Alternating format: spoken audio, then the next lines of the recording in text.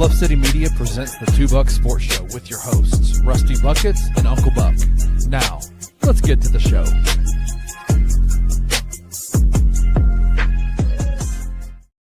What is up, everybody? Happy Tuesday and welcome to the Two Buck Sports Show. I am your co-host, Rusty Buckets, checking in from a chilly East Memphis, Tennessee here, Drew. We've got a wild show today. It's going to cover a lot of topics I didn't think we would ever discuss on this show.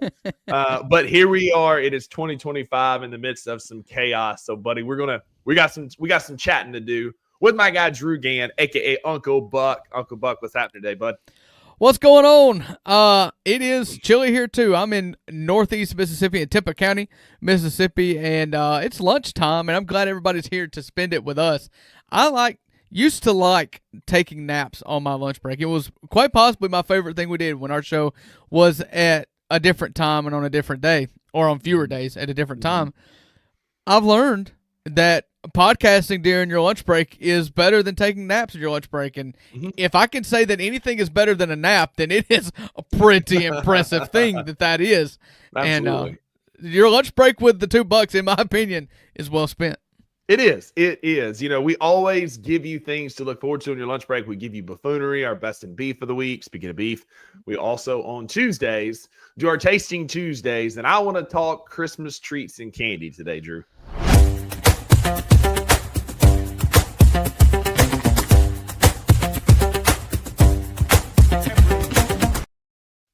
That's right. It is the Tuesday edition of the $2 Sports Show, which means it's Tasting Tuesday on the number 2 day of the week. And speaking of number twos, I'm just kidding. Candy. Yeah. And listen, if we're doing candy and Christmas candy, this is something that we're well versed at on this category on this platform. So give us a different angle here, or if not, I'm going to talk about another turkey. No, I am talking about Christmas candy. You know, there's good candy throughout the year. Halloween's got goated candy. But, like, as far as just, like, homemade candy, because, like, we all know, like, the Christmas trees are goated. The Reese's Mini Cups, incredible. There's so many good Christmas candies that come out. But, like, there's nothing like walking into Grandma's house and she is making all of your favorite Christmas treats. Yeah. And for us, like, my mom's mom, I love her to death. She's not doing real well. Her dementia's getting pretty bad. Hospice is coming out 3 days a week. It's the end is definitely in sight, unfortunately for her. And she was, she was always like the most ornery person in the world. But God love her, that woman could bake. And not Christmas, ornery. No, ornery, tomatoes. Either where you place that R in the word ornery. Ornery, exactly. Make sure you don't add an extra letter. Don't forget the first R, okay? Don't add an extra letter. Or the second R, rather. But like, she could bake, and she would always make divinity and fudge. And my Christmas present from her every year was red velvet cake, because that's my favorite. And she would make a killer one. I appreciate that, King Meeks, means a lot. Divinity, haystack candy, all beignets, all the different things. And she would make a mountain of them. And I would literally eat myself into diabetes at her house when we go down there.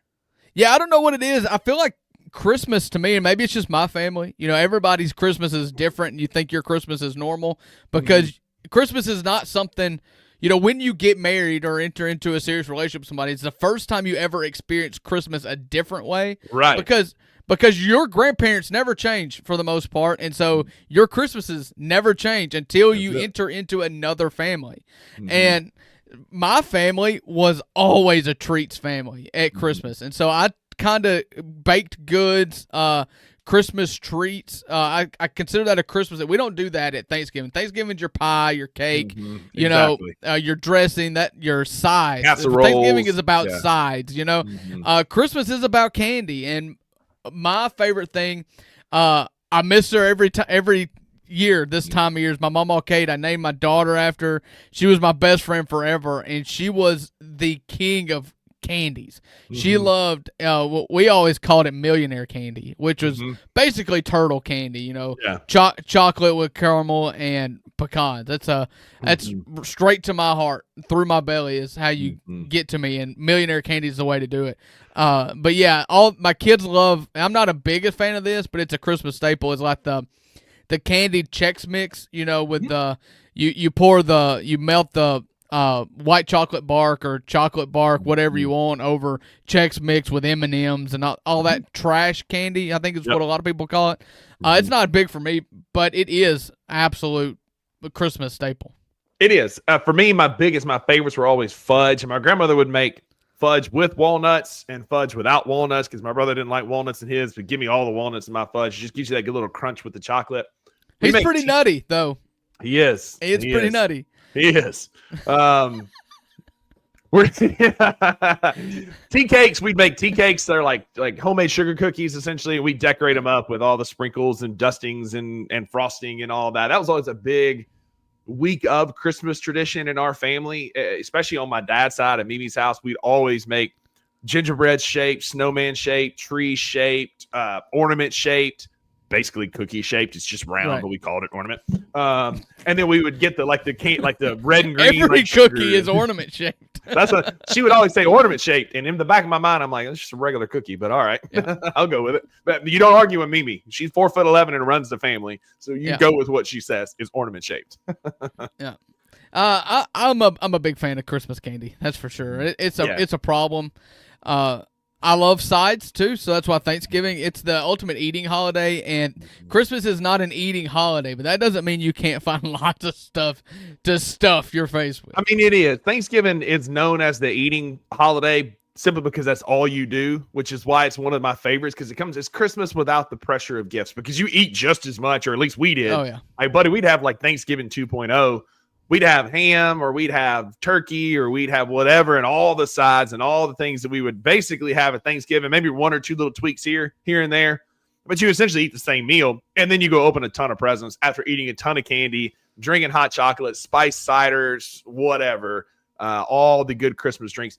We always make I make wassail spiced cider every year too, with just like apple juice and clove and cinnamon and oranges and everything. Before. You have had my wassail before. And then there's always a bottle, little something extra beside it for those so inclined.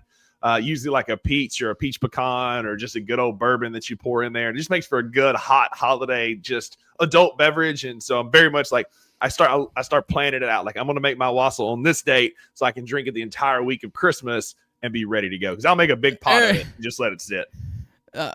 I mean, it's so American. You take the most religious holiday there is, and you find a way to sneak something extracurricular into every single drink. Right. Are you having eggnog, or you having eggnog with a little bit of this? You having wassail or with a little bit of this? Or same thing with coffee. Are you going to put a little Bailey's in that one? It's Christmas. Well, it's Christmas, and I use, to answer those questions, yes with the wassail. I buy the Evan Williams eggnog. It's already pre-mixed, and I use Buffalo Trace bourbon cream in my coffee. So yes, and yes. So, that's exactly what I do. Much like Mary. How was I going to do this? I was going to make a virgin joke, but unlike Mary, nothing Rusty has is virgin. There we go. Ain't drinking nothing virgin, that's for sure. There we go. Sorry. Sometimes the jokes just flow out. Sometimes I have to workshop them, and I have to reboot it, and I'm going to get it to you at the end, though. Exactly. I appreciate the effort there. You know, something's got to make me one of the jolliest assholes this side of the nut house. So sometimes it's a little extra live because it's not your preset settings. It's not. It's not. Appreciate that, Zach Edie highlights in the comments. It's my mom's mom, and while not as close to some of my other grandparents, it's still hard to walk through this and go through this as a family. And so it's hard on my mom and her sisters. My mom and her middle sister are taking care of her back home. So I appreciate it. We lost my grandfather in 2016 on Christmas Day. And it's just hard to walk through, like you said, around the holidays. So thoughts and prayers are certainly appreciated at this time. Yeah, we can have a whole episode, and I would almost cherish it if maybe in the summer where we just talk about our grandparents, because I've got a lot of stories for all of my grandparents that have passed, and I got one still living, and I cherish that one more than anything right now. I mean, so.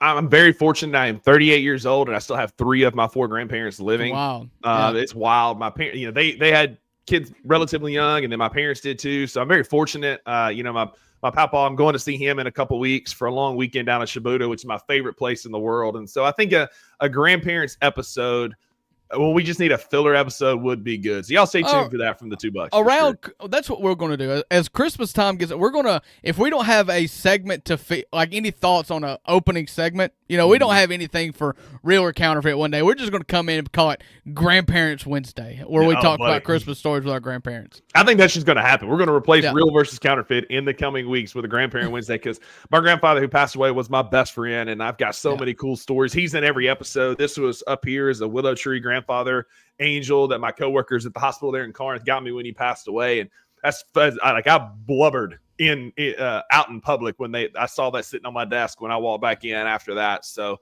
but yeah, man. So I appreciate that, man. Appreciate the thoughts and prayers for sure. All right. We've got Grizzlies stuff to talk about. The Grizzlies are playing tonight on the road, ending a 4-game road trip in San Antonio with all the big women, and we're going to talk about it, preview it right after this bumper video. Speaking of holiday treats for Charles Barkley, I don't know.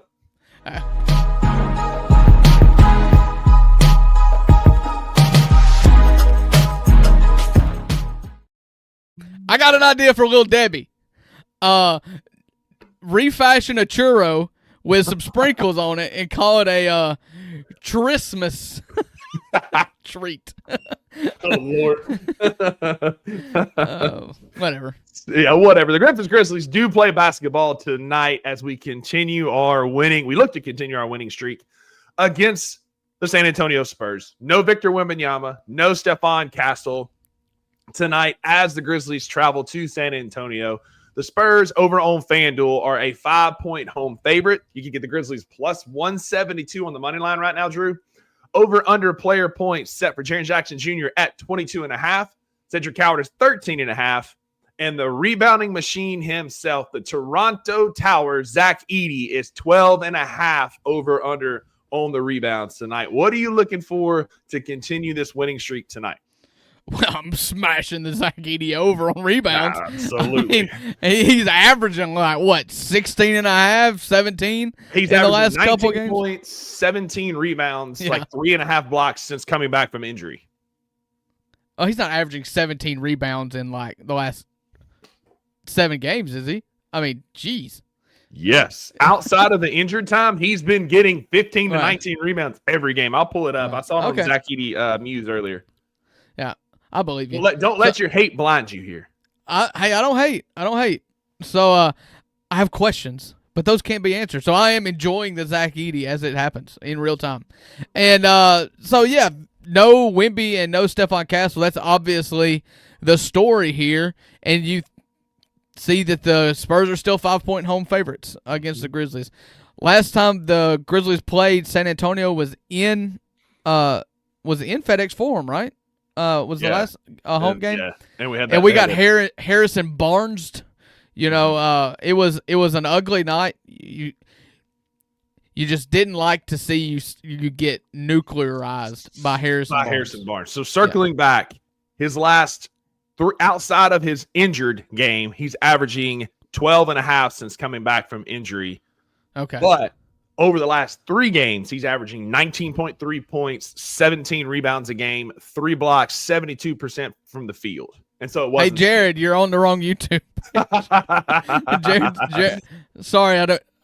That's not Jared. I'm not doxing Jared. That is.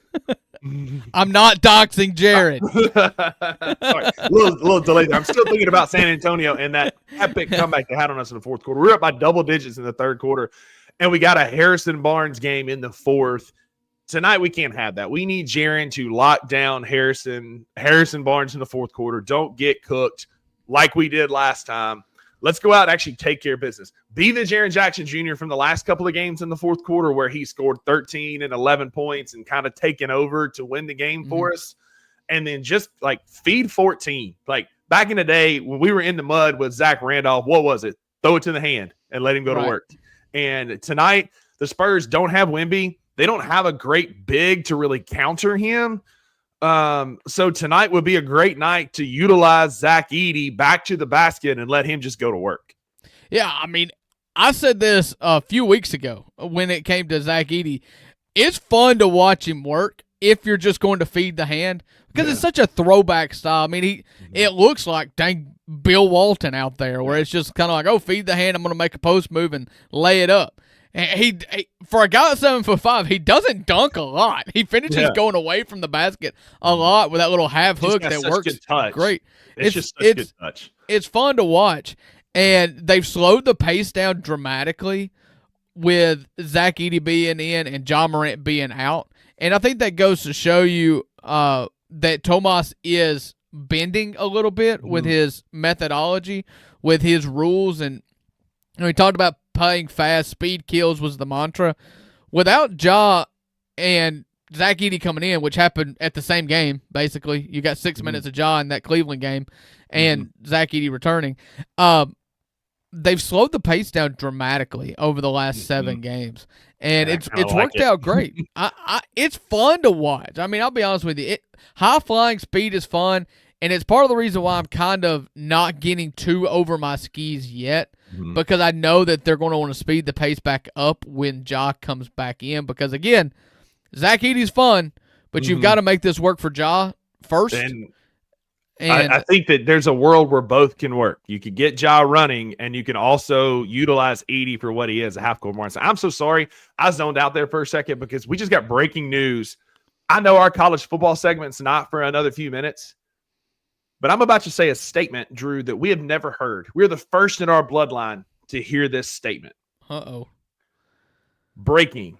Number 1 Rivals quarterback, Jared Curtis, is flipping his commitment from Georgia to Vanderbilt. Yeah, that was a big deal when he was visiting Vanderbilt when College Game Day was in Vandy for that Texas game, I believe. And even the great Nate Bargatze, the one famous Vanderbilt fan, name dropped him. And that's the only reason why I know his name is because Nate Bargatze on set at Vanderbilt dropped his name because he was on a visit there at the time. We're the first in our bloodline to read that statement. And you may want to touch on it later, or if we're going to put a pin in it right here. But this is the reason why I was not willing to call Vanderbilt a Diego Pavia show. Yeah, we'll pin that because I do want to talk Clark Lee here in a minute because of this. This brings up some good conversation. So we got a lot of college football to get to here in a minute. But circling all the way back, I do think there's a world where this, 100%, 100%, Edward. What a good call. This is college football, NCAA 13, road to glory all over again. Back in the day, Francis Carlotta got called out for liking Michigan on the college football show last Friday. But we were just talking about, he said he started liking Michigan because that's who he played with in college football. Denard Robinson. Yeah. You always try and pick a team that's not good and build them up. And I don't know why, but I always thought their stadium looked super cool. I'd always pick Virginia in Road to Glory back in the day because their stadium was just cool there, in the video game setting. So that's my buddy there. But all the way back. I'm a full-blooded Rebel. I don't know why you played with it. You're not a true fan of your university that you claim to be a fan of. I'm talking when I was 14. I'm talking about 14. Oh, yeah, back when you were an Alabama fan. Exactly. When I growing up an Alabama fan. Listen, I was an Alabama fan when they were terrible. Yeah. At least I root for my alma mater. But Ja Morant and Zach Edey can exist in the same universe. Ja can get out and run, and then there's also a world where Edey helps Ja in the half court with pick and roll, if Ja can ever figure out a freaking midi. That's all I'm asking for Christmas this year is for Ja Morant to figure out a midi, and consistently figure it out. Because him and Edey in the half court, and you sprinkle in Jaren in there in some pick and pop situations, it's just freaking lethal, man. Ja's got a mid-range game-ish. It's typically like a fadeaway, so I know what you're trying to say is like stopping short. It's typically a floater or the kind of the turnaround pivot, the mid-range shot that's okay. It's not bad at all. You want it to be a higher percentage, sure. But I think that I was critical of Zach Edey running in a high-pace game, and while I do kind of see some problems with it, the obvious advantage is he's fixed the rebounding problem. The rebounding problem is nothing, and the way that you get out and run is being able to rebound first. And so if I can tell you that Zach Edey is the last man up the floor, but it's because he's got 15 rebounds on the game and getting it started, then that fixes that problem. Take a lap, big fella. You're all right to kind of get down a little bit slower because what he can do in the half court, and he's a good trailing big, much like Steven Adams was, who could finally get down there and then make up get a tap out rebound or a putback dunk or a putback layup. That's what he's been really good at, is tapping out like shots like Steven Adams used to do. And he's getting more accurate with it because Steven Adams somehow could tap a basketball directly to Desmond Bane like I've never seen in my life. And Edey is figuring that out with Jalen Wells and Cam Spencer and getting the ball to people who need it in ready positions. Like Steven Adams was the best at it because he never would look around, but he would like tap it behind his head and it would and Desmond would catch it in the perfect shooting position. It was wild. Right. It's crazy. He deflects a rebound much like a fantastic billiards player uses the rail or uses balls and angles and contact. Like I don't know how in the world they do it, and I don't know how in the world Steve-O and Edey does it. Just to be able to stick your hand out and beat it right in the pocket. Pause. Or like a catcher who makes a laser throw down to second base, just right on perfect, just where you just can make the perfect tag. It's not close. The same. There's no deflection in that at all. Well, it's all about angles and where you catch it and where you move. It's a pretty much a straight shot. No angles involved at all. It depends on which side of the plate the batter is, where you catch the ball. There are the pitcher. I mean, I've seen some pitchers take it off the dome with some straight shots there, buddy. But anyway, I digress. We're not arguing about this right now. Tonight would be a great Zach Edey, Jaren Jackson Jr. game simply because, again, no Victor Wembanyama, so their best bigs are Luke Cornett and Kelly Olynyk. Feels like a game that Edey could feast tonight in the post and take advantage of some size mismatch. Now, De'Aaron Fox is still going to be a problem. It's going to be an all hands on deck to get there just because you're going to have to throw Vince and Jalen and Cedric and Cam on him at times to try and slow him down so that we don't get a big De'Aaron Fox game.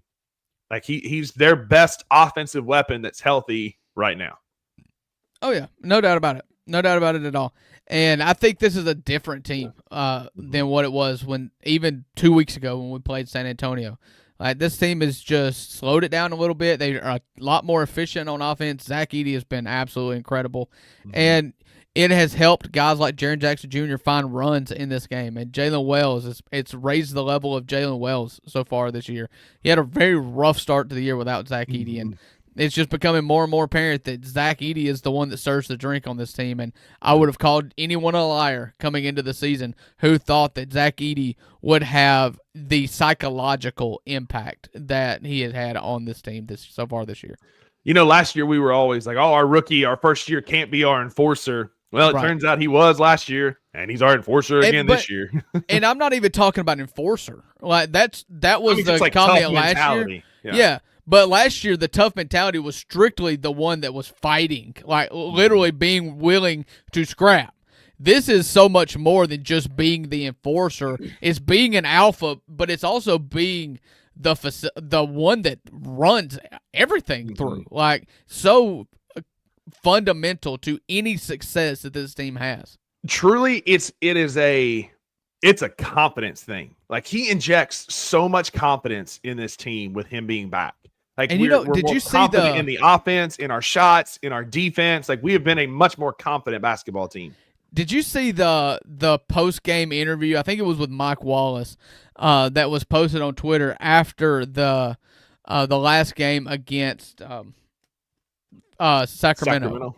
Where he said, where did the team kind of find this identity? And he kind of struggled with the answer. He didn't really want to say it the way he said it, but he was trying to find a better way. And he basically said, when I came back. And I was like, you said it in a way that was polite, but there's a statement in there. If just read on a piece of paper, it's like cocky. And his face didn't look cocky, but it's just the truth. It's the truth. It's confidence. Yeah. And he's been a great soundbite from Purdue over the summer when they were like, Tennessee fans hated you. And he was like, 40 happens. They should. And he told Devin Walker, he said, hey, 40 happens. Like it happened to them. Like I love that quiet confidence that he has. First name 30, last name 20. Just go hoop. When we played them last time, we lost 111. 101. We scored 14 points in the fourth quarter. Zach Edey played 25 minutes, but it was only his second game back from injury. This is the second. It was the second game he played. He played Cleveland limited. This one he played 25 minutes. He had 8 points and 11 boards. He's found his rhythm. He's cooking a little bit. I look for tonight to be a little bit better than that. Yeah, I agree with you. But that's all the basketball we're going to talk about because, buddy, like, buckle up. There are few sports, Wayno, I know y'all got soccer and cricket and emu wrestling and all the things y'all do over there. And I know there are big sports abroad, but there are few sports that can have the talking points that we are about to discuss after this commercial break. Zero sports. Yeah, zero sports. I mean, it is the best sport in the world. We're about to talk about college football and pro wrestling, and pro wrestling is actually scripted. Right. You couldn't script this any better because we're about to talk about a fake dog, leaked Snapchat messages, Fortune 500 companies, the modern day Church of Jesus Christ of Latter-day Saints, and a blue blood that can't get out of their own way. So y'all buckle up. It's just to be a wild half hour.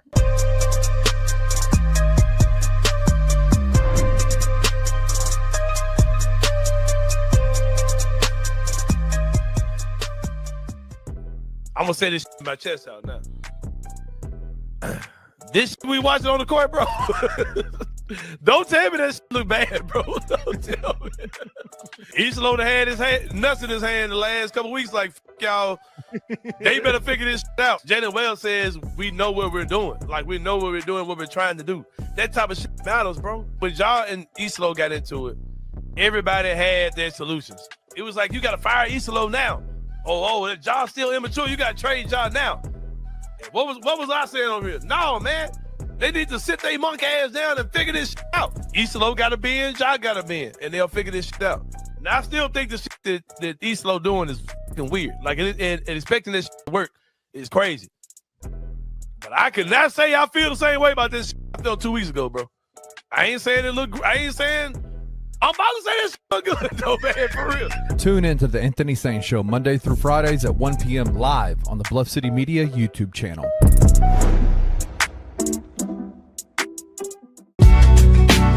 In the heart of the Highland Strip for 27 years, Trilogy Tattoo has helped tell stories for Memphians for generations.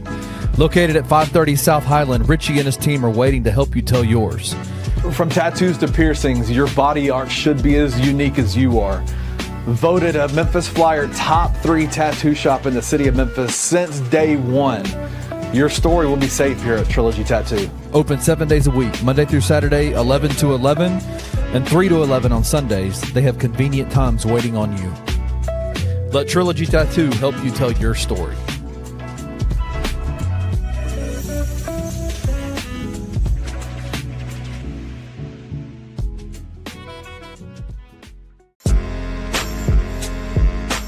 In Memphis, we know a thing or two about resilience. From the grindhouse to the Delta, we protect what's ours. But when pests invade your home, it's time to fight back.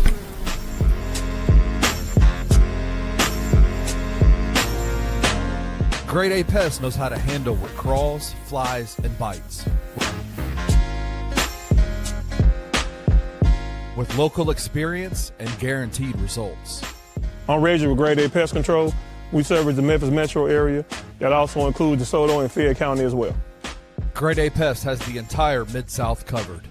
So if bugs and pests put you to the test, let Grade A solve your problem.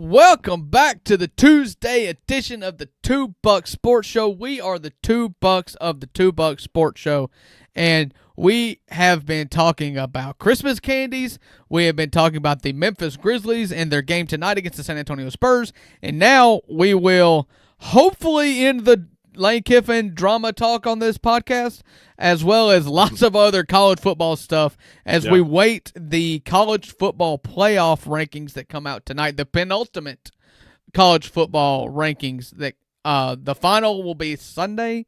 The penultimate, though, that means the almost ultimate, Yep. second to last for all these people who don't know vocabulary. And that happens tonight. What's so great is we're in like state your case season, right? We've seen Nick Saban do this in the past where you go on a tour trying to lobby for your team to get there. Well, like I said in our group chat this morning, y'all don't let the nerds get good at football. And they sent out a data-driven, bullet-pointed memo laying out all the reasons why Vanderbilt should be in. I don't know if you have seen the programming for the ACC network for the next, 24 hours, but it is after the 3 a.m. ACC network football podcast, it is 21 hours, 23 hours of Notre Dame versus Miami on the ACC network. That's literally all that's playing from Thursday Right. until Friday night. And then they play Wake Forest at Duke at 3 a.m. Friday morning, and 11 p.m. Friday night is Florida Miami. Everything else is Notre Dame and Florida. That's funny. That's real funny. Notre Dame, I saw that. You sent me that about we let the nerds take over college football, and now Vanderbilt has presented a spreadsheet of facts about pleading their case for the college football playoff. I, in the spirit of that, and I meant to screenshot it and put it in the show docs, I came up with a highly sophisticated notes app with the bulletin points on why Ole Miss should get a bye. It is simply 11-1, 7-1 in the SEC. It's real simple. I don't know what we're talking about here. All this other crap, it doesn't matter. 11-1. 7-1 in the SEC, with the only loss being on the road at Georgia. I've seen a lot of screenshots of the committee's own rules where it says off-field factors. And I think that rule is stupid. It's stupid. It's very stupid because that is a projection rule and not a reward, which is what the college football playoff should be, a reward. That is so stupid, it justifies the stupid spelling of stupid. STOOPID, stupid. Stupid is exactly what that is. As buddy. in 5/6 of stoops. Stupid. Yeah, that is stupid. Yeah. Yeah, we'll see that tonight. I don't really know, not that we're going to talk about this a lot. We'll recap it tomorrow, I'm sure.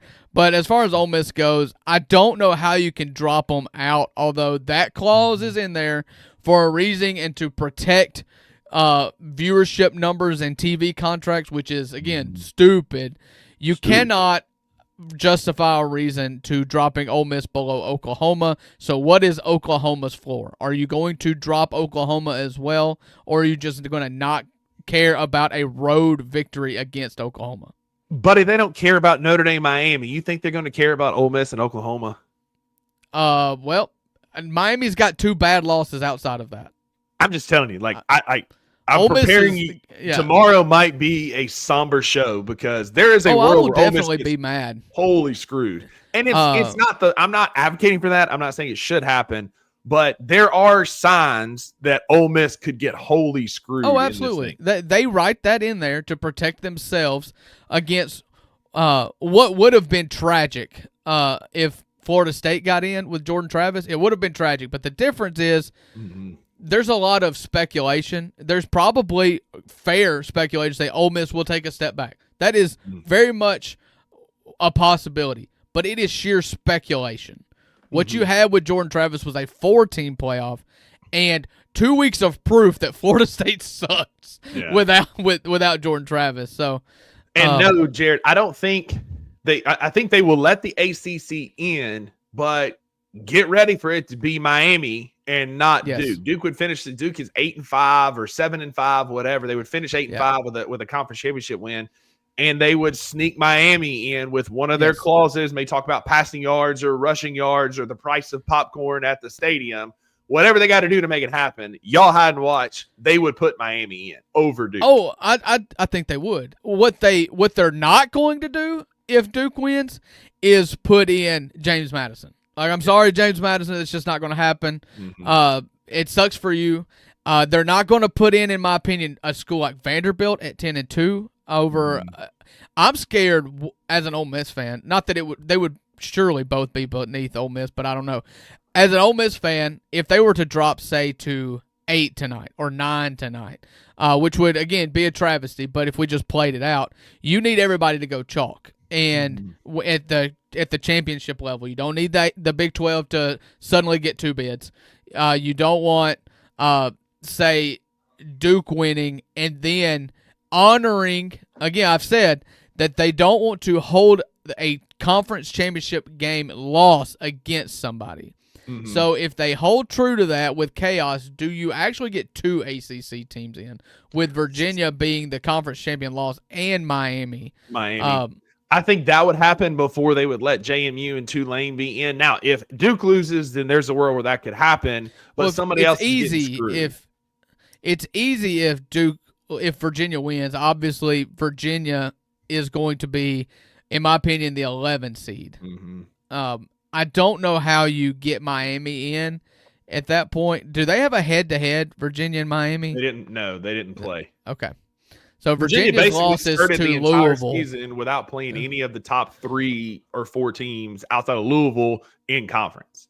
Right, except for NC State, which was a non-conference game. Such garbage. That's why I'm bringing this up. Yeah. That's a great segue because, buddy, they have so many loopholes in their rules that they can also get around that is conference true. Champions. There's so many is true loopholes. though. It is. But there are so many But loopholes. the highest ranked conference champ would probably be Tulane, not James Madison. Not James Madison. So, and that team's Duke. getting in regardless. Because if Duke wins, then they will not be one of the highest ranked conference champs. And so you would get another conference champion. Mm-hmm. It would leave a path for a James Madison, but as long as like Tulane wins out, then you're not going to get a second conference champion from the group of 5 in. I just don't think so. Agreed. And so chaos for the same reasons they're going to leave penalize Ole Miss a home game because of viewership ratings. Yeah. But man, we teased it earlier. The news dropped earlier. Let's talk about Vanderbilt for a minute. They have stated their case. I would love to see them get in. There's just not really a world where I really think that they're going to get in. But they flipped the number 1 quarterback in on Rivals.com to Vanderbilt from Georgia. They also have the current odds-on favorite Heisman candidate right now on FanDuel. Diego Pavia and Fernando Mendoza are tied at plus 160. So if Fernando Mendoza goes out, let's just say he lays an egg against Ohio State, there's a path where Vanderbilt has their first ever Heisman Trophy winner. And Drew, I know it's about the best player, the best team, and left out of the playoffs. It's about the best player, right. Best team, all that. But I don't know that anybody means more to their team than Diego Pavia right now. And Vanderbilt will continue to be good as long as Clark Lee is their head coach. Yes, I'll take that in 2 parts. I've stated that exact same fact multiple times on this show. Mm-hmm. There's probably no one more integral to team success than Diego Pavia, but that comes with a synergy with Clark Lee. Like Clark Lee is the mastermind behind this. Jerry Kill did an amazing job when they brought over Jerry Kill as the offensive coordinator with Diego Pavia. It's been absolutely incredible. Don't let the numbers fool you. Do not look at a spreadsheet and determine your Heisman voter, because that will be Fernando Mendoza, where they've beaten everybody 75-0 and they've played nobody. They're either the greatest team ever or they've played nobody, and there's really no in between. I think we'll find out this weekend. We'll find out real quick this weekend. Because Ohio State had a lot of the same scores as Indiana does, and they went on the road in Michigan and flexed in a game in which they pretty well dominated in the snow in Michigan. So Indiana is going to go play that Ohio State team, and I think that game is always in Lucas Oil Stadium in Indianapolis. Indianapolis. And so Fernando Mendoza could probably take the lead, if they can go and flex in Lucas Oil Stadium, win the Big Ten championship game, he would probably be your Heisman Trophy winner. You could also see Julian Sayin entering into that top tier of betting favorites if he goes and dominates Indiana as the quarterback of Ohio State. So really weird, but I would, if I had a vote, which I don't, maybe one day the $2 Sports Show will be big enough to where I can have a vote in the Heisman poll. I would have Diego Pavia at number 1 just because he's so integral to that team. You've got Elijah Stowers out there. He's really good. but you're not talking about anybody else statistically. It's a And heart here's and why. soul, a mindset. Here's kind why. of thing. Heart and soul culture guy. But Diego Pavia is the number one total offensive player among Power 4 players, averaging by himself 334.8 yards per game. He's number 4 in FBS and passer efficiency. He's not just a runner. He makes good decisions and good passes. He's number 2 in rushing yards among all Power 4 quarterbacks with 826 yards this year. He accounts for 71.4% of Vanderbilt's total offense. He is the single season record holder for Vandy with passing yards in a game, 484 against Kentucky. Total yards in a season, 4,018. Passing yards in a season, 3,192 yards, and the only Power 4 player with 2 top 10 total offensive games this season against Kentucky and Auburn, had the most passing yards in the month of November in all of college football, all the while playing one of the most difficult schedules in the country at the time they played him, if you believe in that. But even if you don't, in November alone, they played at Texas, who was number 20 at the time, at Tennessee, number 18 at the time, dog walked Tennessee, was competitive with Texas, on the road in Austin, which is a tough place to play. Your top 3, you mentioned him, Fernando Mendoza and Diego Pavia are plus 160. Julian Sayin is plus 195. But I watched that Ohio State defense against Michigan. I watched the vast majority of that game. That defense is really, really good. Fernando Mendoza is going to have to be perfect. And that Indiana O-line, which I have not watched, is going to have their hands full against that front 7 from Ohio State. I can see Julian Sayin having a bigger day, but I am actively rooting for Diego Pavia to get the Heisman. What did you say the passing yards for Diego Pavia was on the season? Let's see. Or did you just have total yards? I think I just said total. He had passing yards in a season, 3,192. So that's more than Fernando Mendoza per ChatGPT. Yeah. 2,600 yards passing, 30 touchdowns, 5 picks. And then this, y'all need to go, if y'all haven't seen it yet, check it out. It's on X. This Vanderbilt document, it lays out a really strong case, right? Because they didn't get any preseason bias. Yeah. They have a lot of really good things. Yeah, they have a lot of things going for them, but I'm afraid they'll be on the outside looking in. And Drew, let's go here first. We have, again, I kind of teased it in the opener, right? We've talked about college football. We're going to talk about a blue blood versus a religion here in just a few minutes. Okay. But we have to talk about a fake dog. And I'm not talking about AI, and I'm not talking about a dog that doesn't exist. This dog actually exists. But there is a lot of smoke and fire around, did Lane Kiffin ever actually own Juice?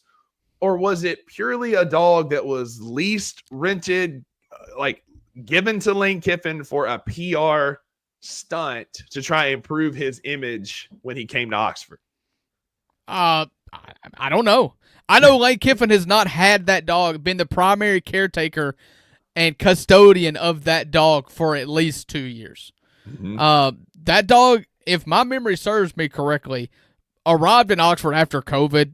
Not Lane's first season, if I remember correctly, but probably that second season. Juice Kiffin was introduced to us as well in pictures and on Twitter under the his own Twitter handle. Juice had his own. Juice has opposable thumbs apparently and can tweet. That's not Lane. That is Juice. Lane's dog. Lane's alleged dog. I don't know. I've never pretended to think that Juice was a family pet to the Kiffins. Football coaches are at the office a lot. Somebody's got to take care of this dog. And Lane Kiffin, until last year, did not have a steady woman in the house. I think he had lots of women in the house, but there was a code word for that. There was apparently a hot tub in the house, or in which people would come over and babysit Juice. But babysit Juice was just a euphemism to come get in the hot tub. Mm-hmm. And so I don't think anybody was really taking care of Juice Kiffin in that Kiffin household for a long time. But I was never under the illusion that Juice Kiffin was a family pet either. He was obviously a troll. He was used to troll. That was his function. I mean, clearly, because in the throes of telling the administration, I'm going to LSU and I'm going to coach this team in the playoffs. Right. Lane is tweeting from the account what the field would look like and asking if dogs are allowed. Diabolical levels of narcissism and just crazy work on X. Yeah, and I've said it 1,000 times. Lane Kiffin is a character, and we all know characters like this. When he's on your team and things are going well, you love the troll. When it gets pointed in your direction, it feels unbearable. And that's where we're at. That's where we're at. The tide has turned. The wind has shifted. And release the Kiffin files. Release the Kiffin files. Like so many Lanestein files. Yeah. The I've seen a lot of them. I have too. I've the seen a Twitter lot of DMs. There have been there's a whole trend on TikTok right now from the hot yoga community in Oxford talking about the creepy things he did in class. And again, as Ole Miss fans, don't ever preach to us about thinking that our coach is sinless. We know for the second time that a coach that portrays himself, even less so, portrays himself to be a good person. Lane's never portrayed himself as necessarily a beacon of morality like Hugh Freeze did. We don't ever assume that our coach has a clean nose. You know what I'm saying? Like, don't target Ole Miss fans as being a shield for or propping our coach up on a pedestal for morality purposes. Not anymore. That's not us. That's not us. I believe every single coach. I won't say every single. I believe 90% of coaches are garbage people, like are narcissists, and have some stuff. And the good ones can get away with anything, and they know it. Yeah. The good ones can get away with anything, and they know it. And it comes a time to where you have to keep a secret for coaches. I'm not saying it's right, but it's fact. And those secrets would have been kept if you just go about things the right way. This is life. This is life. Even if you leave in a good way. You leave in a good way. If you leave in a good, if you leave next year after 8-4 or 9-3 or 6-6 or 2-10, you leave in a good way. It's fine. When you leave the way he's left and sabotaged everything, he went. What was the old Spanish conquistador that burned the ships? We're burning the boats. Yeah, we're burning the boats. Well, that's what Lane's doing now, and you become slightly less incentivized to keep this dirty laundry under wraps. And shout out Wayno. Wayno's right. If we'd have led with college football's like Days of Our Lives, a soap opera, we'd have won him over a long time ago. And also, shout out Edward. I meant the used car salesman in a way that's like they're going to say whatever they need to make the sale. That's what the stereotypical cliche car salesman. The Volvo salesmen they are of unblemished. They are unblemished. Different breed. Yeah. Different breed. But it's getting toxic. It was already toxic and somehow getting more toxic. And I mean, there's been so many levels to this with Lane leaving Ole Miss on his Twitter account for a whole other day after he took the job. Have he changed it yet? He's finally changed it this morning. He changed it this morning. But I hope this continues and just it shows the kind of like that none of that documentary was true, that Al Davis was exactly right. Listen, again, I've never come up on here and said Lane is a new person. I've said Ole Miss was good for Lane and Lane was good for Ole Miss. And I still believe that. Even despite how it's ended. It's a separate episode of the same season, okay? This was How I Met Your Mother. It's just a garbage ending to a really good season. Okay, a really good series, rather. It's a horrible ending. It was Dexter. Dexter had the worst ending to any TV show I've ever watched in my life. But it's resulted in me never watching the show again. But it was a really good series until the ending botched it. That's what this is. I've never thought Lane Kiffin was a changed man. Yeah. I've always thought Lane was narcissistic, but I think you have to be narcissistic to a degree to be successful in this job. But I want to talk about I want to talk about the press conference a little bit. There's a difference in being a narcissist and a narcissistic sociopath. And most college football coaches are narcissists. 100%. You have to be in that kind of level. You have to have an ego. But there are levels to this, and Lane Kiffin dipped in the sociopath side to where he's tweeting from his dog's account while he's already actively out the door begging to coach. He's throwing Ole Miss under the bus. What was the documentary that we talked about where the mom was catfishing her daughter? That's what he turned into. 1,000%. Yes.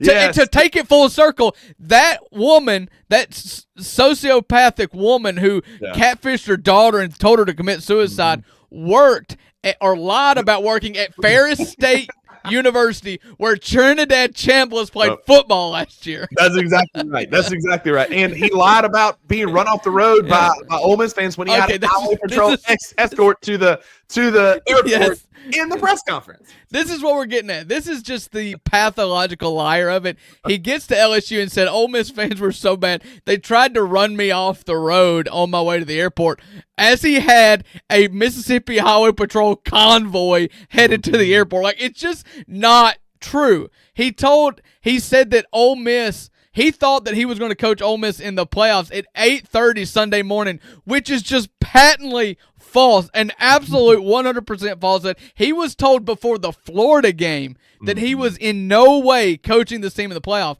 But just because he's got a microphone, he thinks he can tell his story, and there's no fact checking here. Like, I hope it gets publicity, how the falsehoods that he's spewing, not that it matters. And I don't even necessarily want to rehash this as Ole Miss. I don't necessarily want this story to continue on and he said, she said, but it's just an absolute lie. Like, I don't know how I want to put it stronger, and I don't know how to say other than it's just a complete, simple lie. It's just Keith Carter's whatever the truth is, changed. this is 180 degrees opposite. Yeah. Like, Keith Carter's message never changed from the beginning, from the jump. Everybody knew he had, and rightfully so, you're not going to be going to a rival and then coaching us in the playoffs. Everybody knew but Lane Kiffin, and that's why he's a sociopath, because when you're on that path, you literally think everybody's out to get you. You've done no wrong. You cannot possibly be the villain in this story. And you cannot when you are the villain in the story. You cannot, and this is probably the best encapsulation of it to put to show it further and completely, is that if you ask Lane Kiffin right now, he would say he's done nothing wrong. 100%. 100%. But buddy, when you come back to Oxford next year, you're going F-A-F-O. I guarantee it.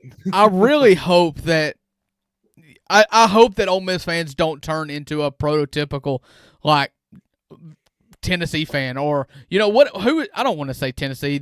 I say Tennessee because of the Lane experience in Knoxville last time. Like the angry, vitriolic fan, the prototypical. What's the fan base that has that fan that's known most for that fan?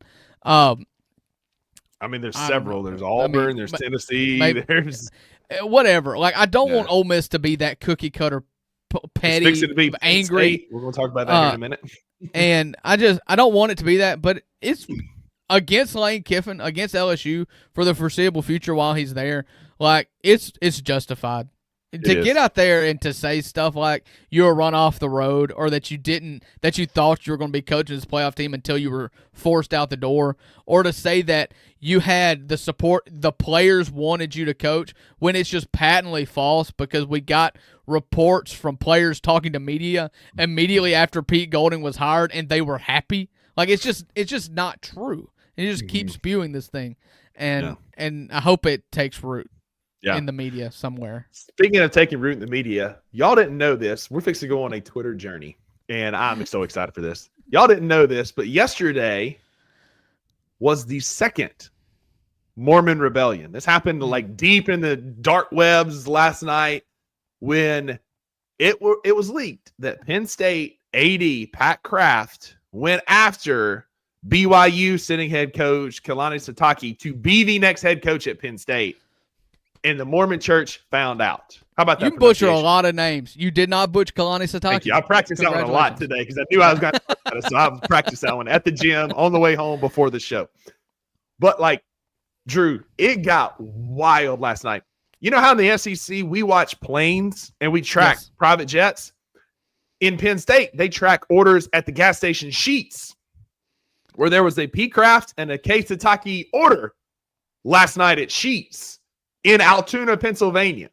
That's a whole nother level of tracking outside of the flights. I can keep going. Also, how in the world, if you are visiting a college to be a prospective head coach and you don't want it to get out, the minimum thing you could do is give a fake name at a coffee shop. Yeah. I mean, come on. But so it came out that Pat Kraft was pursuing him, and it blew up last night, Drew, to the point that we had a Fortune 500 CEO for Crumble Cookie come out and say, I will give 2 tickets on the 50-yard line to the Big 12 championship for the best sentimental please stay message to Coach Sataki to get him to stay. And like the memes are incredible. You can't defeat me. BYU says I know, but he can. And it's Crumble Cookie with the money coming behind him. Let's see what else. This guy, Penn State Twitter. I was not familiar with your game. It's getting way too biblical for me, and I'm already fatigued from search. I'd probably have the steam to fight the 12 apostles in October, but it's December 1st, and I still have to worry about Christmas shopping. Amazing. Also, a favorite. Penn State thought they had money, but you don't know money until you're talking like Mormon Church, BYU, deep pockets out there. You can add another loss to our resume this season. The Church of Latter-day Saints. They call this a quality loss. But like BYU has so much deep pocket money that they can roll out to keep Sataki, and we're seeing that. It's Crumble Cookie, Nutricort, one of the biggest vitamin companies in the country. Their CEO was the one who paid for Debanza to come play basketball there, has already said, once approved by the church, I will help pay for the salary and NIL money for Sataki. These are real things that are happening in the year of our Lord 2025 in college football. They will not let their student athletes use profanity without slapping their wrist, and yet we're going to funnel money through the Mormon Church to get our coach to stay. It makes me wonder. There is one church out there that is a modern church, arguably a cult, with very, very deep pockets, that I'm wondering if we can't get ties to in Oxford, Mississippi, because of all else, it's about money, and there's no better church with more money than the Church of Scientology. If you could somehow co-brand, a title sponsor of the Ole Miss football team be the Church of Scientology, and get, Tom Cruise on some recruiting videos, I mean, that'd be great. I'd be okay with it. And, we always joke that Texas A&M is a cult, or Auburn is a cult, or, all these other cults, cult-like followings. Texas A&M may have some legitimacy to it with their male cheerleaders they all pretend to like. Yep. Maybe it's just time to lean into it. That's all I'm saying. Maybe it's just time to lean into the actual cult, which is the Church of Scientology. All of these American-made Jesuses. My Jesus was around I've got 2,000 years of history with this guy. Joseph Smith and what's the Brigham Young? No, but Joseph Smith is the start of the Church of Latter-day Right, he's Saints, the prophet. Mormonism. Brigham Young moved it out to Utah and carried it out there. But what's the Scientology guy? He wrote a lot of anyway, L. Ron Hubbard. Ron Hubbard. They're just Americans that's just like, that's all Jesus. I'm gonna make money. So, there's some deep pockets out in Utah, buddy. Like, this is freaking wild how this is going down, and it's only warming up because nothing's been signed either way. They had a handshake agreement that Sataki then took back to BYU, and they got their lapels and their white shirts and name tags all slapped them bad boys on and said, we ride at dawn, and have collected the money in the coffers to keep him where he is a BYU alum. He played there. He grew, that's his school, and influence, deep influence, especially in Polynesian culture, right, where that is a huge draw at BYU as well. Yeah, the Polynesian culture is very heavily into the LDS Church. The LDS Church is growing rapidly. It's probably I think I saw one time it's the fastest growing religion in the world, and it's got a real stranglehold on those Polynesian islands, Hawaii, and they've got a real poly pipeline into BYU. And Kalani Sitake just fits so well for that. I don't really understand, just talk about the football of it, why Kalani Sitake would go to State College, Pennsylvania.